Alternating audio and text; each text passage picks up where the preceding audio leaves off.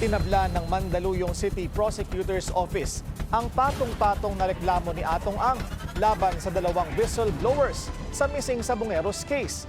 Pero para sa kampo ng gambling kingpin, hindi pa tapos ang laban. Narito ang agenda report ni Joash Malimban. 5 cases, lahat ibinasura. Walang lumusot kahit isa. Ibinasura ng Mandaluyong City Prosecutor's Office ang mga isinampang reklamo ni bilyonaryo gambling tycoon Charlie Atong Ang laban sa whistleblower na si Julie Dondon Patidongan at isang Alan Bantiles o Alice Brown. Matatandaang noong July 3, personal na pumunta si Ang sa Mandaluyong City para magsampa ng mga reklamong robbery with violence, grave threats, grave coercion, slander at incriminating an innocent person laban sa dalawa. Dito isinalaysay ni Ang umano'y tangkang pangingikil sa kanya ni Napatidongan sa ilang phone calls at ang umano'y planong pagpatay sa kanya. Pero sa isang September 30 resolution, sinabi ng panel of prosecutors na walang sapat na ebidensya ang mga isinampang reklamo ni Ang. Ayon sa legal counsel ni Napatidongan at Bantiles na si Attorney Manuel Ventura, tila questionable raw kasi ang ilang argumento sa mga isinumiteng affidavit. Napaka-imposible na kung sino yung nag-extort, ay siya pa yung tumatawag.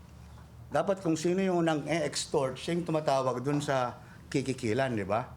Pero dito, meron silang sinumite na call logs ni Mr. Charlie Atong Ang na lahat ng tawag papunta kay alias Brown ay palabas. Napuna ng opisina ng Piskalya na habang sinasabi ni Mr. Charlie Atong Ang na tinangka siyang pagnakawan or saktan, nagbigay pa rin siya ng halagang 12 million para sa kampanya sa pagka-alkalde ng aking kliyente na si Mr. Dondon Patidongan. Dagdag pa niya, isang patunay umano ang dismissal na ito na ang isinampang reklamo, paraan lang ng kampo ni Ang na i-discredit ang kanyang kliyente.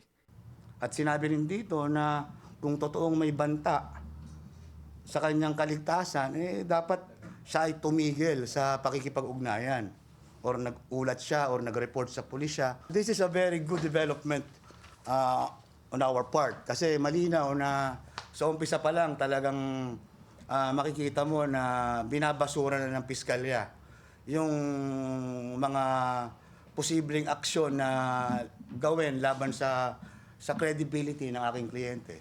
Para naman kay Patidongan, welcome development ito habang tumatakbo ang investigasyon sa kaso ng mga nawawalang sabongero. At patunay umano na kasinungalingan ang mga alegasyon sa kanya ng dati niyang boss. Nagpapasalamat ako sa Panginoon. Talagang walang kasinungalingan na nangingibabaw. Salamat na lumabas ang katotohanan dito sa sinampa nila against sa akin.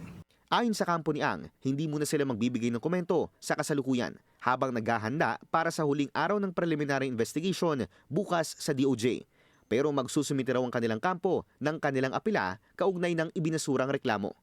Para sa agenda, Joash Malimban, Billionaire News Channel.